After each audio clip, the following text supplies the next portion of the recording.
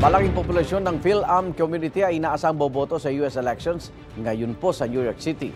At para sa update doon, makasap natin si GMA Integrated News Stringer Dave Llabanes.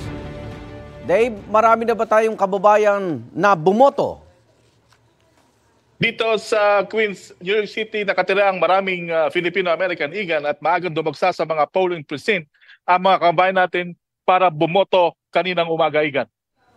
Base sa mga nakausap mo dyan, Dave, mas marami bang bumoto kay Harris o kay Trump o dikit?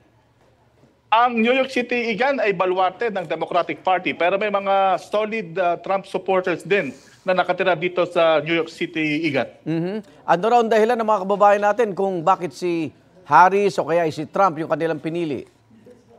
Sa mga nakausap ko kanina sa mga polling precinct igan, sinasabi nila na gusto nila si Trump dahil sa protection para sa immigration at pagdating sa ekonomiya.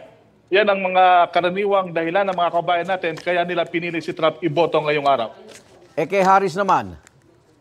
Kay Harris, yung protection ng mga kababaihan, ang kanilang pangunahing dahilan kung bakit nila pinili si Kamala Harris, igan. Okay. Hanggang ano oras pwedeng bumoto dyan, Dave?